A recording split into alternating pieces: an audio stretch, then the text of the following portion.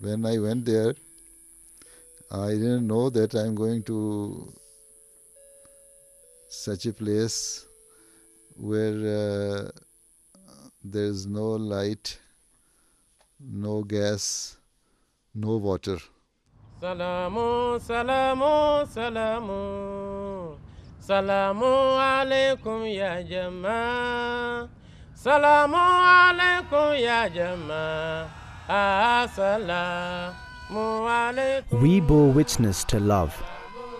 Love that transcends color and borders from the blessed people of Ghana for Hazrat Khalifatul Masih. They returned the love and care this humble servant gave to them for 8 years, until the entire nation reached out to him and embraced him as her own. When I was here, I did not think of abandoning this country. I considered myself to be a Ghanaian.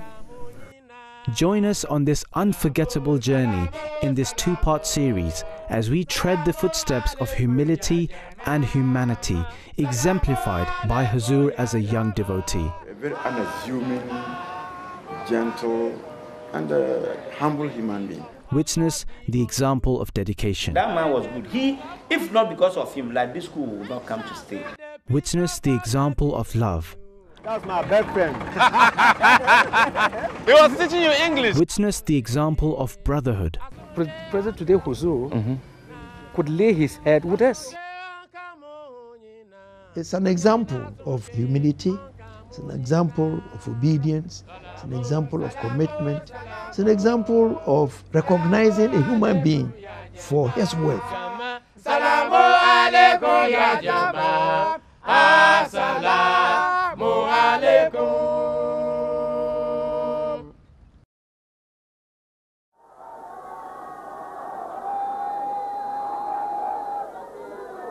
This was the moment dreamt by the thousands, and yet not witnessed until 1970, when Hazrat Khalifatul Masih III graced Ghana with his presence. Little did anyone know what blessed doors this visit would open in the future.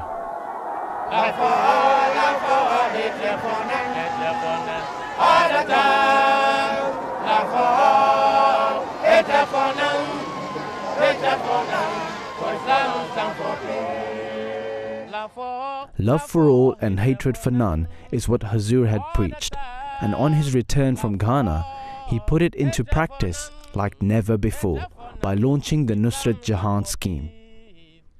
Under the scheme, schools and hospitals were started around Ghana and then eventually all over Africa. When I decided to sacrifice my life for Waqf Zindagi, Tariq-e-Deed office was, I think, they didn't need me because they thought that we don't want somebody who is qualified in this particular subject. I wrote directly to Khalifatul Masih Salis, and he marked that letter to Tariq-e-Deed. So Tariq-e-Deed replied back to Khalifatul Masih Salis that we don't need this boy at present. As soon as Khalifatul Masih Salis received this letter, he said, "You don't need him, but I need him." Then he asked me to go through Nusrat Jahan to Africa, Ghana. He embraced me, and that was the first ever experience I had by embracing any of the Khalifas. So anyway, then I went to Ghana. The very important thing he asked me, that remember that you are going to Ghana as Waqf-e-Zindagi teacher. And also remember that you belong to the family of Prophet Musa al-Islam. And people there will always keep their eyes on you. So always remember Allah and don't do any act which is against the teachings of Islam and Ahmadiyyat. Sahibzada Hadhrat Mirza Masroor Ahmad dedicated his life, and through the scheme was posted to a very remote and unknown part of northern Ghana as headmaster for the secondary school Jamaat had started in the small town of Salaga. So straight from the comforts of Pakistan to the harshness of the barren north, where Hazoor spent an entire year by himself, humbly carrying out his duties. The principal of the school took me along with him from Kumasi to that place, Salaga. It is the remotest town in northern region of Ghana. The house was very small, 2 rooms, just for 3-4 feet. On one side there was a kitchen, then toilet, bath. I stayed alone for almost 1 year without my family. First I learnt making chapatis there from our missionaries who was living in Tamale. Early morning for the breakfast, and normally I used to take bread and egg and so on. No afternoon lunch.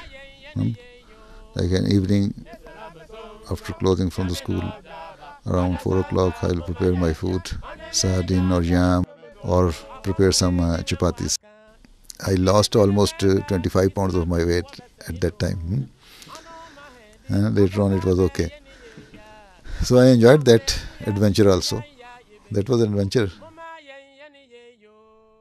Now, 30 years later, we commence our journey from the same place where Hazoor began his service as a devotee in Ghana. So I'm now here at the TI Ahmadiyya Secondary School here in Salaga. And first of all, it was this place, this secondary school, that Hazoor was first posted to when he arrived from Pakistan to Ghana. And I'm just going to go in there and ask a few people I can find there what they can tell me about Hazoor's humble beginnings from here in Salaga. Treading the same footsteps, it's hard to realize what this place was like when Hazoor first arrived here. The Talimul Islam Ahmadiyya Secondary School in Salaga is one of the most recognized schools in the area today, with well over 1,000 students attending from all over the region. It is an incredibly huge establishment with all learning resources readily available for a range of students from different backgrounds and religions. But 30 years earlier, such a teaching facility was impossible to imagine in this region, as secular education was an absolute no for any child. Today, it's a very different story, as you can see.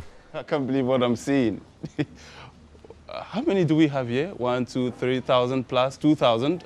Well, I don't know. You tell me for yourself. So many of them here. And 30 years ago, when Hazoor was here, it was almost an impossibility trying to convince parents to send their children to school. 30 years on, look at the numbers of students here. Woo. Salaga was hundreds of miles away from the rapidly progressing winds of Accra. If this region of Ghana was to progress, then the people had to embrace secular education. Jamaat had built a small school, but the real challenge was getting the students. At the time Hazoor came here, secular education was considered a taboo, a grievous sin. When the Jamaat established the school, the classrooms were pretty much empty. If you talk of Salaga in those days, Salaga was a place where first people were not interested in education. And so if they are not interested in education, they are not going to promote education. So somebody going there is not going to be encouraged. It is as simple as that. Now, to talk of Salaga Tia Ahmadiyya Senior High School, you're talking of a secondary school in the most deprived area of Ghana, where there are no facilities whatsoever for any living. Water is a problem, electricity is a problem, where even to lay your head is a problem. But he endured. Wonderful thing about him is he never complained. Never, ever, for all the 8 years that he lived here, did we see anything of the kind. But I can tell you that it was not easy to live in Salaga. It was during this time the Jamaat, with the efforts of the then chief of the area, the Kimbewura, had to go around to convince people to send their children to school for secular education. It was during this time that Hazoor came into the picture, and it took a lot of resolve, dedication, and resilience from Hazoor to be able to add to the numbers of children who came to school. He had to help in building the amenities, the infrastructure, and provide accommodation for some of the students. And almost all of them had free education and their meals heavily subsidized for them. Mr. Dimbiye is the current headmaster of the school, and he can give us an insight into the role Hazoor played in the development of this school. Wa alaikum salam wa rahmatullahi ta'ala wa barakatuh. I'm all right. I'm also fine. And how's the school? Very fine. Alhamdulillah. We would like to take a look around we can go. Mr. Dimbiye takes us to the original block, which was refurbished by Hazoor. At the time, this was the only building. This is Old Amas, the first structure built on this site in 1976 that has 4 classrooms. So current Hazoor may have taught in this structure because he was here when? 1977. And so definitely as a headmaster, he did not only do administrative work, he also did some teaching in the classrooms. Oh, so headmasters at the time were not only doing administration work, they were also fully participating in teaching. So it's very possible that our current Hazoor may have taught in one of these classrooms here. Yes, just that, exactly so. Oh, you see the students there and the classrooms. Yes. So possibly he would have taught here. Yes. So can we go inside the classroom and just replay in our own minds what the situation used to be like? Yes. Assalamu alaikum, everyone. How you all doing? Oh, so we now have a full classroom. This is about how many students? That's about 60 plus students. 60 plus students. Yes. But 30 years ago, it was very difficult to even have up to 15 students in a class like this. The whole school population was 15. The whole school? The whole school population was 15. Amazing. And look at the number of girls in this classroom alone. But you had only 3 girls in 1971. Wow. The whole school population was 15, 12 boys and 3 girls. Wow. All the struggle they had to go through, the founding fathers of this school, including Hazoor, yes. What has it achieved? Has it impacted on the society, the community around? It's beneficial. It's terribly rewarding that you look at the population, the accessibility of it. The district director of education acknowledged that this school is one of the schools that admits the chunk of the junior high school graduates in the whole district.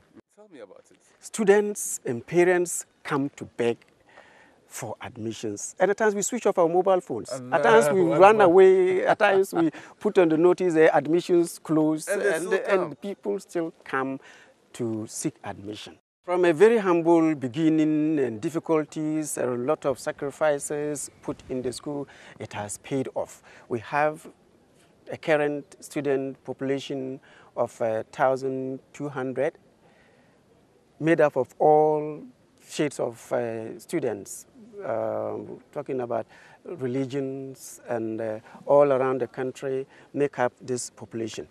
The infrastructural status of the school is quite commendable. We have 25 classrooms, 2 giant dormitories for boys and girls, and there are still some being constructed. Then we also have a library facility, we have a science lab, we have other facilities in the school. Then if you want to look at generally the programs that we run in the school, the school started with 2 programs, business and general arts. Today, we have 5 programs, business, general arts, science, agric, and home economics. These are the 5 programs run in the school, and highly competitive. Since its humble beginnings, TI Salaga has made rapid progress through the years, and in its course, it has shaped the lives of people throughout the entire region. And so 30 years on after the establishment of this school, I can't imagine that this school has come this far. This is the cadet corps of the school and doing a march past some of the dignitaries on the days there. And some of those people you see on the days there actually include very high-level government officials. Some of them are high-level district chief executives and all that. And some of them did attend this school. This is how far this school has come. And one can only imagine the kind of sacrifice that had to go into establishing this school. The original school at the time of Hazoor's arrival was a disused, abandoned building, and Hazoor literally had to rebuild the school from the ground up. Salaga is 90 miles away from the nearest city of Tamale, where all the supplies for the school had to be bought from. If he needs anything, he cannot get from the market because it's a small place. So he has to travel to a place like Tamale or to go to Kumasi. Those days, one, you wouldn't even have that luxury of thinking about how many hours are you going to take. That's one. 2, which means of the transport was going to carry you. Is it a tractor or that? The mummy trucks, there was one Tata bus that served from Tamale to Makango. But even the 3rd day, I was very tiny. I had to struggle between people before I could get to the gates. Days? Did you have a breakdown? No, that was the only means for so many people. Yes, so? The struggle and the competition was high. This was in 83? 83. And Hazoor was here in 77 and 79. And so by 83, things may have even improved a bit. Better. Oh. Hazoor would travel on public transport available at the time himself 90 miles on dusty broken roads to Tamale and bring building materials 90 miles back. And public transport in northern Ghana at that time wasn't exactly what you may have in mind. This is the kind of road that Hazoor would travel on anytime he needed to travel between Salaga and Tamale, whenever he needed any small thing for his family or for himself. And when he was lucky, he would do this journey on a bus. Otherwise, he had no other choice but to make the journey 90 miles away from here on, well, the notorious mode of transportation known in Ghana as bone shaker. It's a sort of truck made of wood, timber. It's not the type of, metallic, vehicles that we know of. So they call it bone shaker because even the seat is made up of just timber of that, width. We put it there and then we sit on it. Sometimes you take about 2 days to recover from the kind of pain you receive after riding in a vehicle like this. Usually it's made of wooden structures and with big tires, sometimes double tires behind it. And usually it's a rickety vehicle, as you can see. Not much can be said. But during the time Hazoor was here, these are the kinds of vehicles he used to travel on whenever he didn't have the government vehicle that would usually take him from Makango to Tamale through Salaga and all that. So these are the kind of vehicles he used to ride on. Now, what you actually see here is a modern type of bone shaker. We couldn't lay hands on the type that Hazoor himself used to ride on, but we were fortunate to have a replica from the TI Ahmadiyya Secondary School in Salaga. I'll now jump on the bone shaker track and have a ride and just have a feel of what Hazoor may have been going through whenever he took a ride on a bone shaker. Tamale. Sorry. This is a real life experience about what Hazoor actually. This is my first experience, man.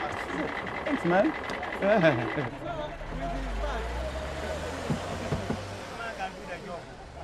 This is only the beginning for Abdul Hai, but he is about to find out what bone shaker really means.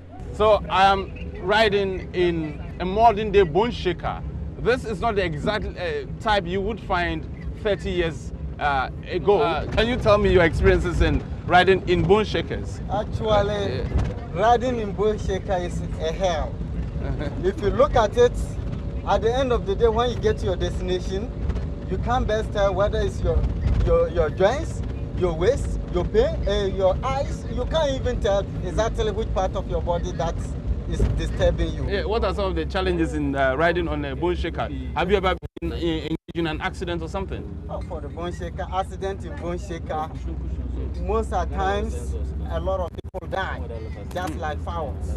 Because when the vehicle is landing, there's nothing to protect you. And how often do bone shakers break down in terms of the engine, maybe brake failures and all? Oh, particularly this part of the country, most of our bone shakers don't even have brakes. So they use the GS to control. So that again, they don't have what? They don't have brakes. So how do they stop? So when he's going, the driver use the GS. If he's accelerating so much, he will push it to the first. In order so that you see that the vehicle will be shaking, ejecting here and there. Then sometimes the driver mate will jump down, push the track, a chalk, then the vehicle will run over it and will pick it and push it for the second time before the vehicle is able to slow down. I can't believe it. With his bag. This man can do the job. Look at him there. So in a situation where the driver has to make an emergency stop, what happens? That is why we have a lot of accidents in the system, because it cannot stop when it is in terms of emergency stop. So what this means and what it tells me is that Hazoor was so humble that anytime he could not get a ride on a government bus, he would join one of these trucks. And I just told you that this truck is more comfortable than what was used 30 years ago. This is what we meant when we said the public transport which Hazoor used to take for 90 miles and back. Oh, what a ride, man! What a ride! I can't believe this. One of the lovely rides in town. To me, that was too much. I know, when I even ride in this bone shaker, I could assume the real bone shaker Hazoor used, how he feels. From Salaga, there was a big city called Tomale. We used to go there for building material, because at that time we were building some school block, even for your commodities like groceries and all things, sort of things. There was no proper means of transport. There was only one government transport bus. We used to come from Tomale in the morning time and one in the evening time. Nobody knows at what time it will get broken down and you are stranded on the way. Once I and our missionary Razak Bhatt Sahab were travelling to Tomale. You would not find any place even to stand there. So what we used to do is take the bus when it reaches to Salaga and go to the end of the road, 17 miles further, and there you could easily get some seat. So we used to do 34 miles extra travel for getting a seat. One day bus got broken down there. It was evening time. I was going to purchase some building material for our building. We were contractor there, we were builder there, we were everybody. I was everything there.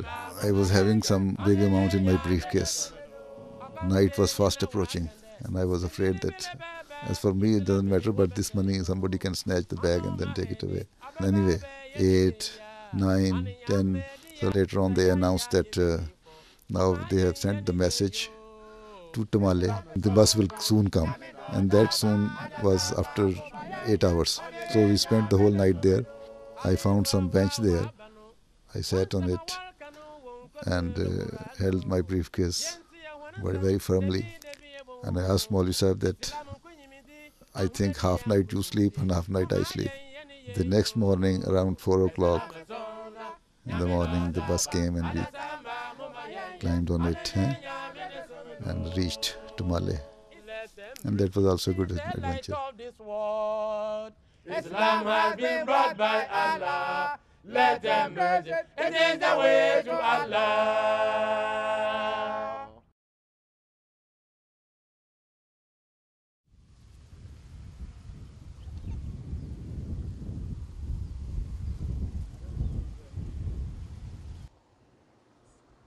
Well, so far I've felt it, I've seen it all, and I've heard it all from people who lived with Hazoor whilst he stayed in Salaga. Now, these people tell me that while Hazoor lived with them, he exhibited so much resilience, resolve, commitment, and the fear of God to the extent that it reflected in whatever he did. I'm now on my way to Esachur, where Hazoor was posted to after 3 years of service in Salaga, to speak to a few people about the life he led whilst he stayed here.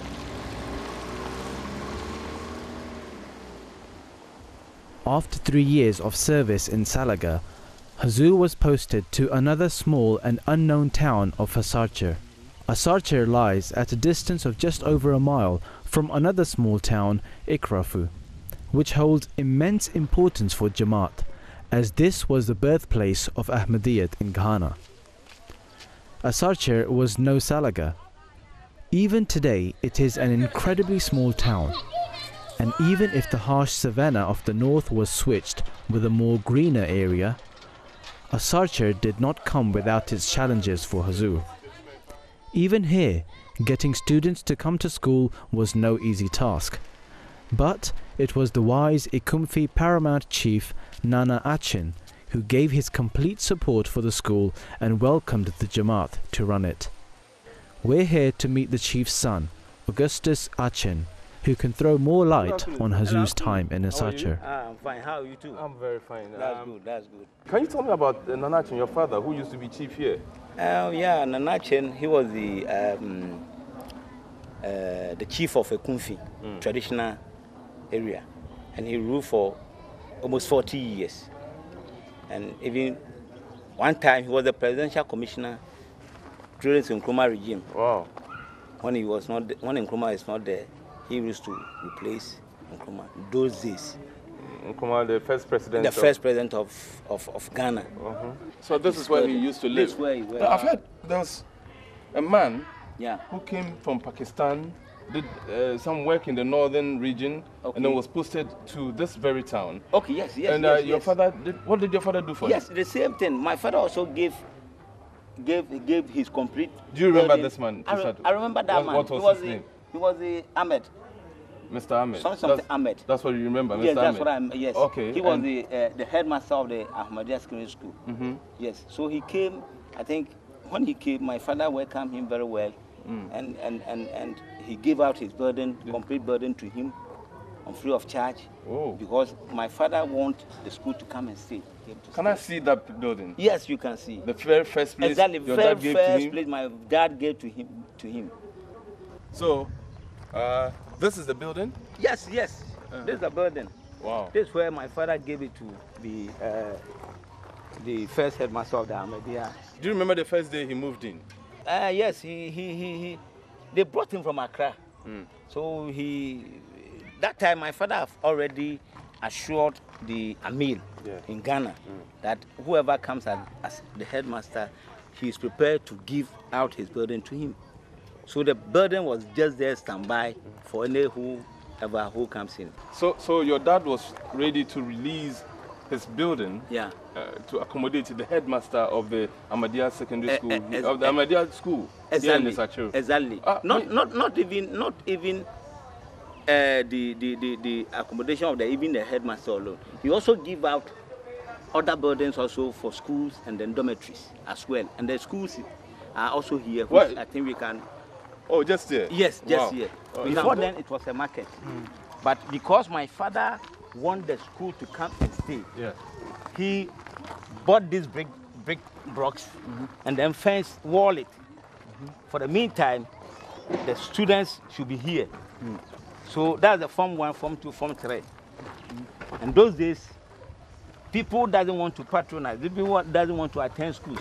So my father made it compulsory that each and every person in this community should try and bring one of his child to the school. So my father set an example by sending his 2 daughters. Oh, daughters? Yes. Wow. To the Ahmadis.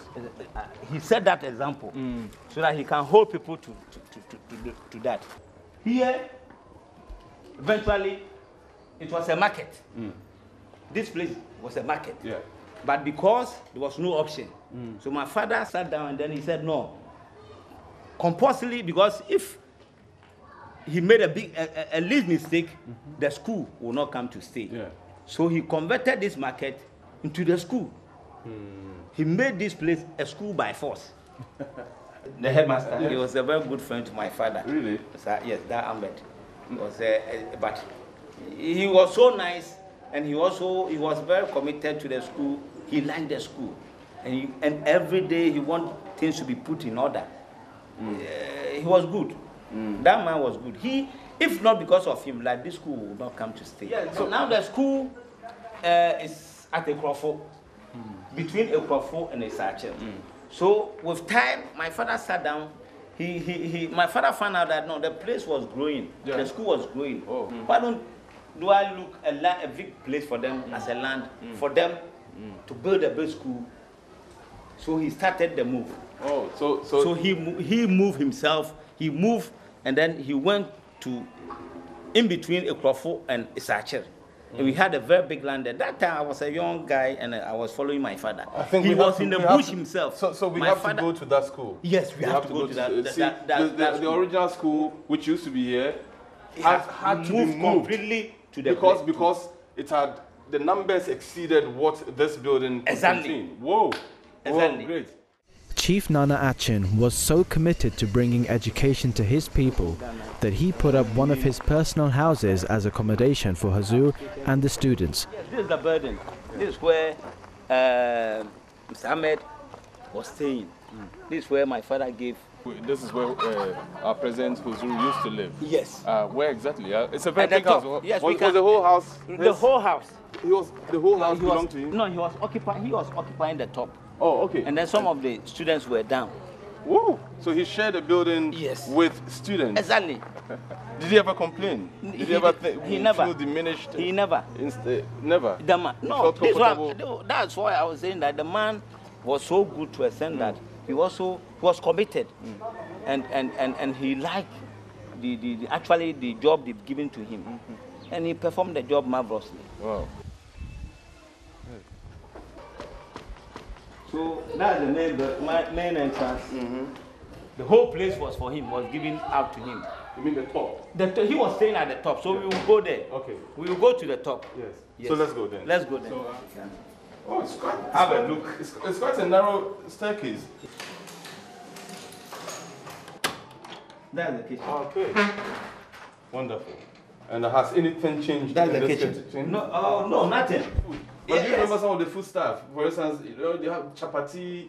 Actually, when I come, he gives me tea and egg. A cooked egg. So the egg was fried here, right here in this. He doesn't fry. He doesn't normally fry his egg. He cook it, cooked one. Yeah. Wow. He doesn't fry it. So let me take you to where I've been taken when I come. Those days I was very young. He's a typical Ghana man. He loves his banku. And who made him love tea and egg? Woo! Oh, it's a big hall. Yes. It's a very big hall. Yes, that's the hall. Yes. Yes, that's the hall. Okay. When I come to him, you let me sit down here. The wife will prepare some tea. There was a dining table here? Yes, a dining table here. And then there was similar seats here. Okay. This man who came all the way from Pakistan and will come down to the level of the local people, would not complain about facilities that were lacking. You as a child and your father's own opinion, what would you say about him? Oh, the man is the type of person which I think if you give him any position or he's very responsible. The man is very, that's why I'm saying that I'm not doubting where he has reached now. Okay. He speaks his mind. The man always speaks his mind. He doesn't harbor anything within him. That's how I see him. So the day he announced that he was leaving this house, yeah, what was the mood in the house? Actually, my father didn't like it. But it's like something like a contract. The contract has expired. Therefore, he has to go back to Pakistan. So we have no option. It is only the Amir those days who can say, okay, I'll renew the contract for you to stay back. But I think for that those days, then he was also feeling that at least he has done enough, and the school has gotten a foundation. Therefore, he can leave to Pakistan. So normally that's where if my father he stays at that building where I show you. Yeah. So if he is coming with his car, he will just park here, and then he will say, "Call me the white man." So they will call him, and then he will come here, and then maybe relax here. Then my father will be talking to him, whatever concerning the school. He is very neat, cleanliness and discipline. Yes, that's what I could remember from him. But discipline and then cleanliness, it was part of. He born once he was having one child. That's what you can remember? Yes, that's what I can. Did he ever play with a child? They play. Always he was handling the child. Always. I can't remember very well. He born one, a baby boy. Yeah. Always he was with him. Nice. Always. Now that baby boy is a big man. Well, I don't know. He's like you. I see.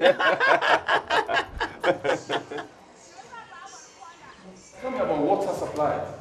Water, that time when he was here. It's true. The water supply. The water was a very big problem. You have to go to the riverside to take some water. In terms of bathing, and even those days there was no this pure water. Now it may seem a little more comfortable compared to Salaga, but living here again was not very simple. The water supply was very erratic, which meant water for Hazoor's use had to be obtained from a nearby stream most of the times. So at the time Hazoor lived here in the Hazoor, water supply was very erratic. It was very, very inconsistent. I am here with Mr. Abdurrahman Ensil here at the river, and he used to help Hazoor when he stayed here at the Hazoor.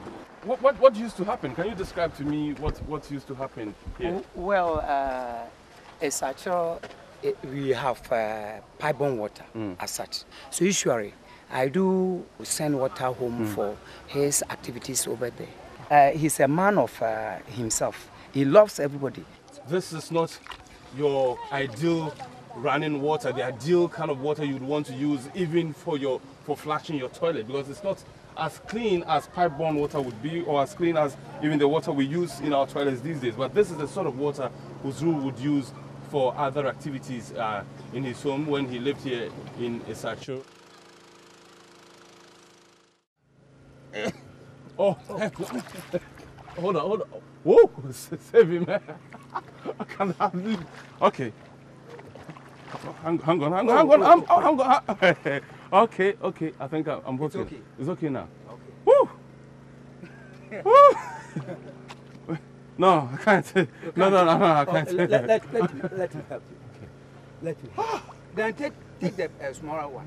Okay. This is almost like it's as heavy as a 50 kilogram cement bag. Yes, of course. Yes, but this road is not fine. So let's take this road. Be careful unless you fall down. If I fall, no problem. You're a strong man. But if you fall, there will be a problem.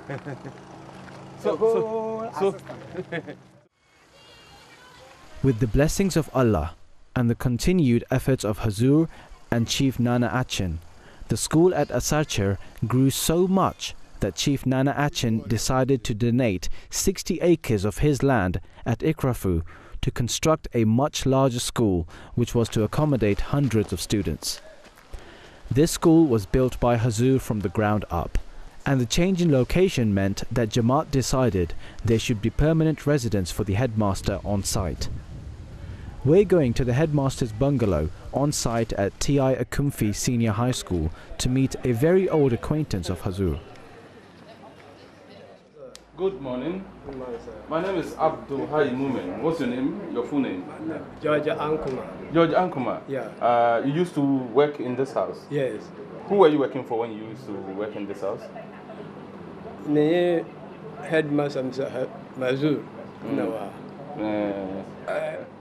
1982-83.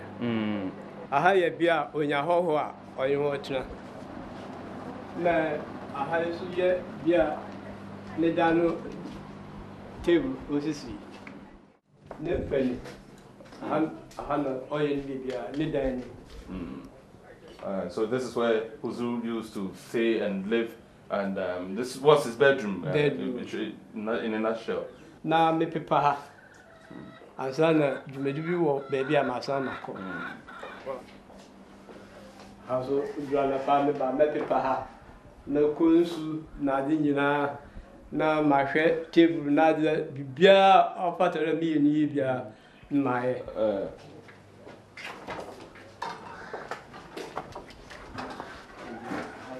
So what do you remember about this man, Hadhrat Mirza Masroor Ahmad?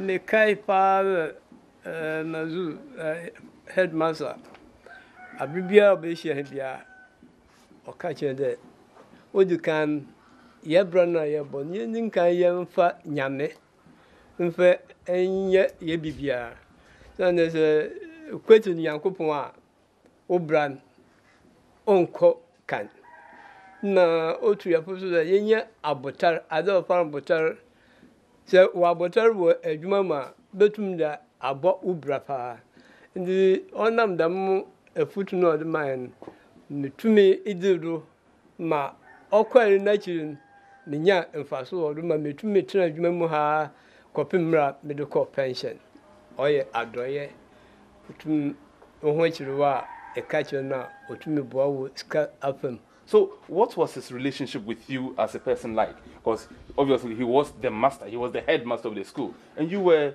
just a mere servant. Did he ever make you feel like you were just a mere servant? Yo, naturally, me tie nenhihie biara odu mama biara. And o to kwan kra o to me meko be 3 days kra wo mission Accra mpa o to me meko Sunday o jimidi na meso mijinidi. Na the mofra beno or mofra miunu neba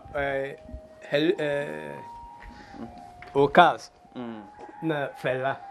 Okay. I'm na mofra miunu na miu nyina wa endi no we nyina wo pemasem. The blessings of the divinely inspired Nusrat Jahan scheme on Ghana have been far-reaching and wide. Through the prayers and constant guidance of Khilafat, the people of Ghana have been on the receiving end of high-quality education, especially in the remotest parts of the country, where the future leaders of tomorrow are being groomed by the dedicated teachers and devotees such as Hazoor. And we really did not have to look far for evidence.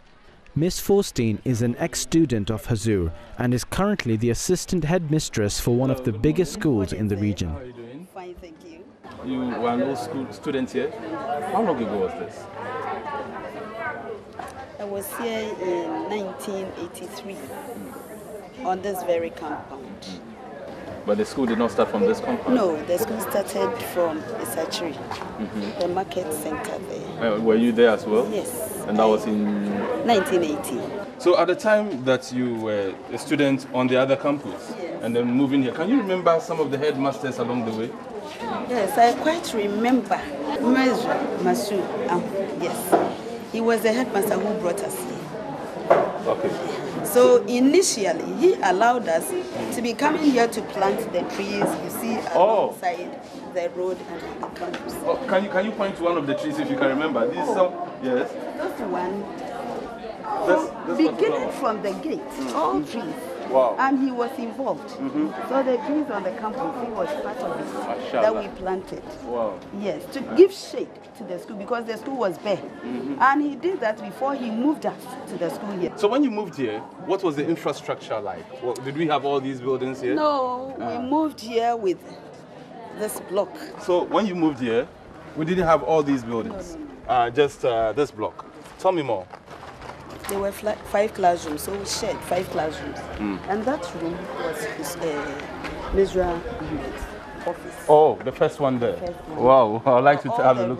There were classrooms for us. Yeah. And I came to Form 3 here. So this is one of the very early classrooms. Good morning. Good morning. How are you all doing?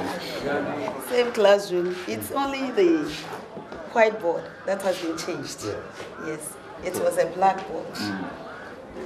So what do you remember about some of your teachers? Whenever they came to the classroom, what would they usually do? Do you remember those days, 30 years back? Yes, 30 years back. I remember some of them. A teacher we used to call Mizier, who teaches French. Yes. He was short and he easily got annoyed. So the least thing, he would get annoyed and walk out from the classroom. But at a point in time, he will come and settle us down and we continue. All right. Yes.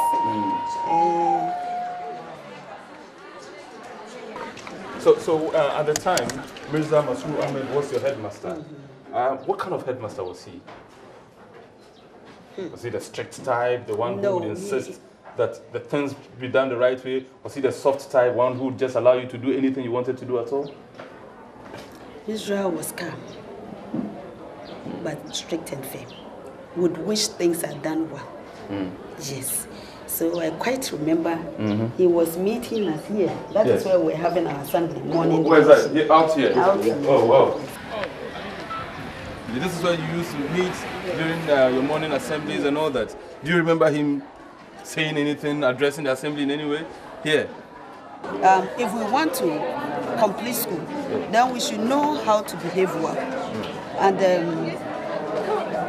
becoming recalcitrant will not help us. And he knows he is here to help us to learn and grow up well for the society.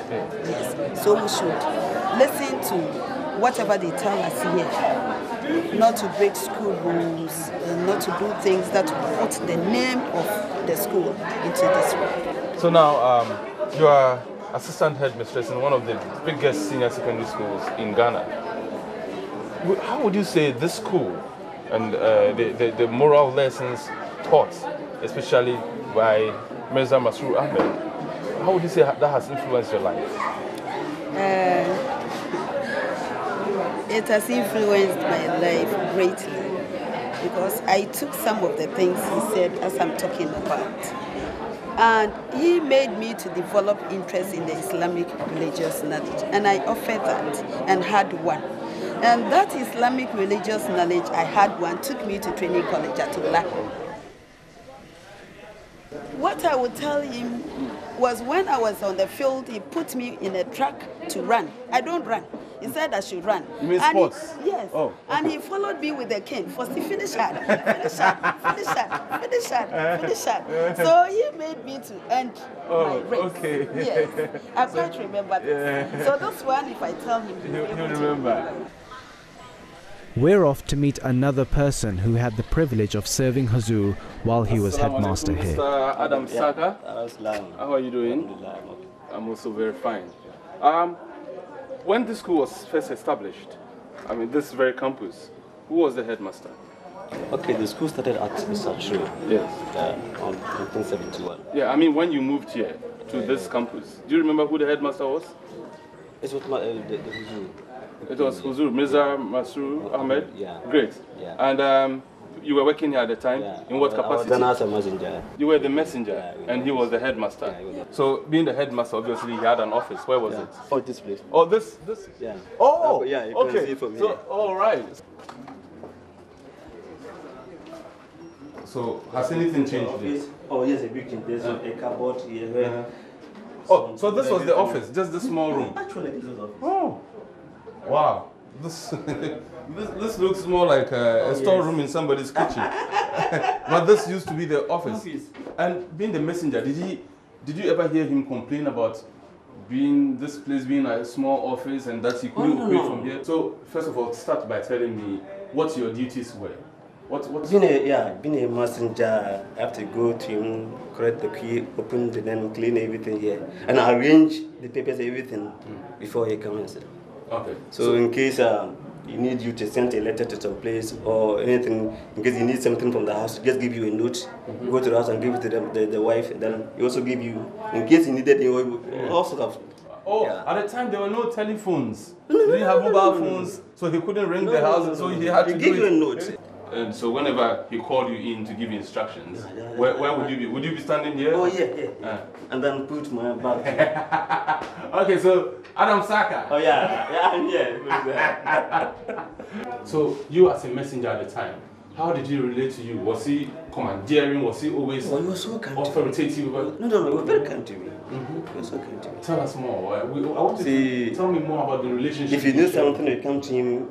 Be open and then go to him. You explain things to him. If it is money, if anything else, you go to him. He will listen to you and then he will help you. Whatever you need, you give it to him. Tell us about the beginning of the school and the developments that you are now talking about. The beginning of the school, you see, as I said earlier, they were forced to give scholarship because there were few people of this community. So the chief, that was the man of the community traditional area, called all the country, the town people, and the chiefs.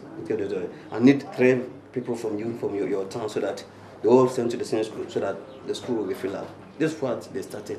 And today was the situation. Exactly. And this time, there was a lot of people from outside, even some from Accra, from the northern, the whole way. It's plain to see that nearly everyone who interacted with Hazoor at any level was left with a deep impression of his humility and humanity.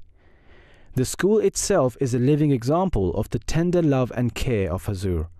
From a humble office and 1 block, today T.I. Ikumfi Senior High School is a massive facility catering for the educational and essential needs of well over 1,000 young minds.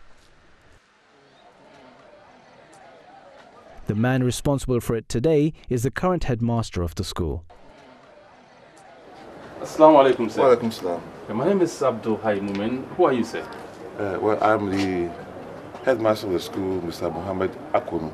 So when you moved to this premises at that time, over 30 years ago, yes, the population was just a little over 100. Over 100. What is the population today as it stands? Today is 1,346. Oh, that's a huge number. Yes. And you contain all of them on this campus? On this campus. In fact, we have almost 300-400 being day students who come from town.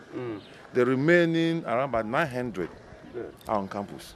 1,346, you said? Yes. That's a huge number. Yes, are students crowded in classrooms? Not so much. Hello, good morning, how are you? Okay. Not so much. All right. So every student has a desk to himself? Yes. At least in the school, every student has a desk to himself. So teaching and learning is relatively comfortable, yes, in this school? In this school. Wow.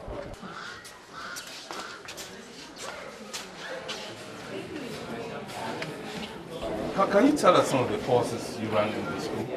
Basically, we ran the general art course, we have a general science course, we have a business course, we have a technical course, and we have a vocational course. Assalamu alaikum. Wa alaikum salam. Ekunfi Amas. God-fearing and honesty. Excellent Amas. Discipline and hard work. E. Amas. Long live School of Khalifa. Thank you. That's wonderful. Ekunfi Amas. All right. So did you attend the school yourself? No. Oh, you didn't? No. Oh, wow. I'm a pro of Kumasi. Okay, but then I'm sure this school has produced some excellent people for the outer world out there. Yes. Can we name a few of these people? Well, one whose name comes to mind easily, yes, is the Honorable A.T. Hammond, who was a past student of the school. Yes. Currently, in fact, formerly he was the Deputy Interior Minister. Then later on became the Energy Minister. The Deputy Energy Minister. Deputy Energy Minister of the country. We have Bashuddin Hayford, who is a very good coach in the country, who is now managing Mediama Football Club. Yeah. And we have one Mr. Abakan, who was a lecturer at the University of Cape Coast. Whoa. I'm sure if I gave you the whole day, you keep going on, because you've just mentioned a top government official produced from this school, very top level government official, a top level national coach, a Ghanaian coach, a footballing coach from this country. And then you also mentioned a lecturer at the university. Whoa. So, how about the students in the school right now? What's the level of discipline? You know, if you talk about education, you are talking about morality, sporting, academic, and all those things well harnessed to bring the best out of the children that you handle. At the moment, I can say with that kind of confidence that we are doing our best. We have instruments on kind of moral talks in the school.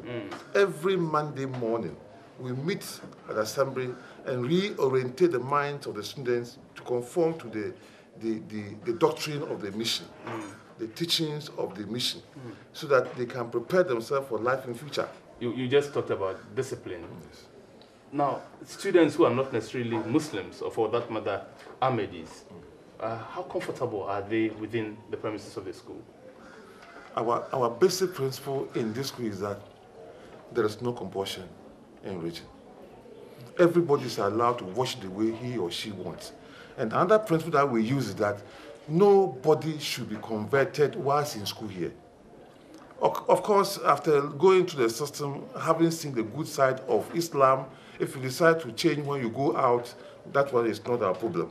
But here, we don't intentionally go around to convert. I've been speaking to a few people who were on this very campus from its very inception. And they tell me that the initial headmasters used to teach. Have you taught before? Yes. Last year, when they were going to do their exams, I realized that there were some few problems with the students. So I had to go in. So what do you teach? What subjects? Chemistry is my subject. Oh, I fear chemistry. Yeah. But can you teach us some chemistry, sir? No problem. Okay. No problem. I'm just pretending to be part of the students here. Probably I'm the tallest student in your class.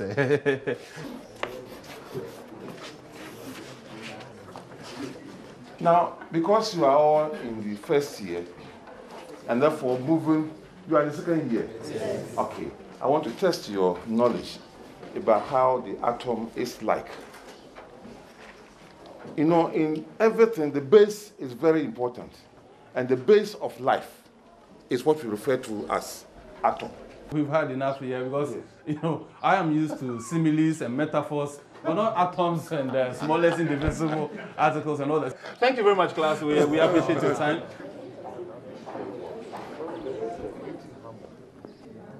I had the opportunity to go to London through the mission. Okay. So I was there when the message came that would you want to see me? I entered the room. He received me very warmly. And that was your first time of meeting him? That's my first time of meeting him in the room for 30, 45 minutes in his office. So he started asking questions about the school, the population at that time, the staffing. Some of the questions that he asked were this. So did he express interest in the school? You could see passion. I could see from this man that the love he has for this school is so much. Wow. So much that he wants to see this school develop very well. Then he tried to compare other schools and then asked whether my school is doing very well. I told him yes, but there's still more to be done.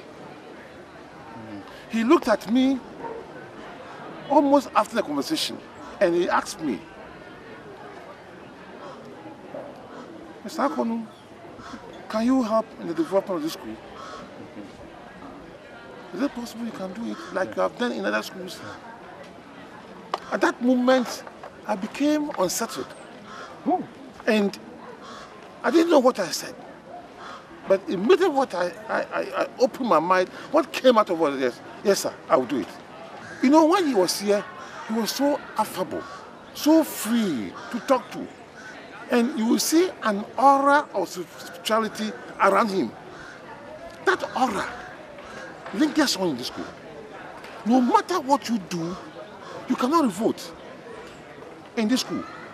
we are very hopeful that in the next few years, you will come here and you see a different environment altogether. Inshallah. So, when you interacted with Hazoor in his office, out of the numerous schools Ahmadiyya has in the country, he was particular in detail about what happens in Ekrofo TI Ahmadiyya Secondary School.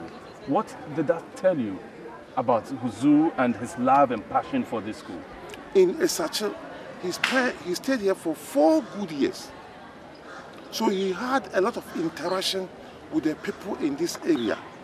And that informed me about the type of passion he had for this school, for which he had to devote much of his time to ask me questions about this school. You realize that the people in this area seem to have helped him in so many ways. So he developed love for the people, not necessarily the school, because he occasionally asks questions about individuals within this society. Is this person there? Is this person there? Yes, then I will answer. So he had that kind of special passion. I don't know, but I saw it in his eyes because the way he was asking the questions. For this particular school, he stayed here for 4 years. Then another issue which is also very important is that he brought the school from the town to this environment. So if the school thrives, it thrives on his prayers. So he has that attachment to this school because of the fact that he took the school from the town and virtually brought it here. Nothing available on the land here, started the process, and then wanting to make sure that this school that he started, this school that he built, this school that he sacrificed everything for, this school that his family all had to come here to sacrifice, will not die. Join us for part 2 next time as we trace Hazoor's footsteps back to the north for his last posting in Ghana. A very unassuming, gentle, and humble human being. That's how I assess him. But this used to be one of the living rooms where I used to sit with my friend. Hazoor's wife? Yes, please. Wow.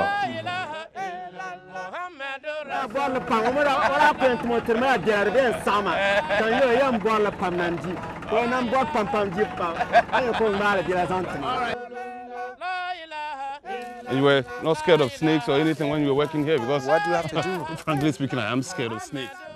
Whenever I would wake up in the night, I would see around, see if there is any scorpion or something, because there were so many scorpions there. Snakes or scorpion around you or not.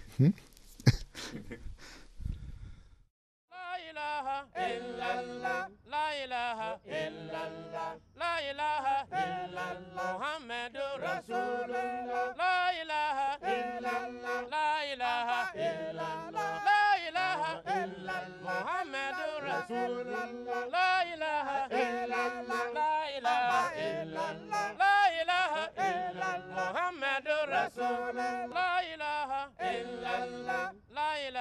illallah.